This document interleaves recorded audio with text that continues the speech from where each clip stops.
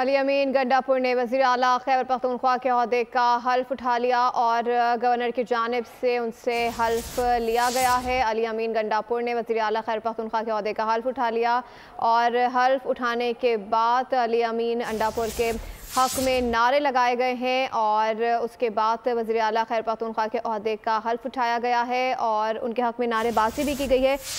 याद रहे कि पेशावर में खैबर पख्तूनख्वा की काबीना के लिए अरकान के नामों की फहरिस्त भी तैयार कर ली है और इस वक्त ये मनासिर आपको बोल न्यूज़ की स्क्रीन पर दिखा रहे हैं। वज़ीर आला KPK की जानिब से अब हल्फ उठा लिया गया है। अली अमीन गंडापुर ने खैबर पख्तूनख्वा के ओहदे का हल्फ उठा लिया और गवर्नर की जानिब से उनसे हल्फ लिया गया है। ये मनासिर आपको बोल की स्क्रीन पर दिखा रहे हैं। ताज़ा तरीन सूरत हाल है। अली अमीन गंडापुर ने वज़ीर आला खैबर पख्तूनख्वा के ओहदे का हल्फ उठा लिया है और हल्फ उठाने के बाद अरकान की जानिब से उनके हक में नारे भी लगाए गए और खुशी का इज़हार किया गया। अली अमीन गंडापुर ने वज़ीर आला खैबर पख्तूनख्वा के ओहदे का हल्फ उठा लिया है। सब्सक्राइब करें और बेल दबाएं ताकि कोई खबर रह न जाए।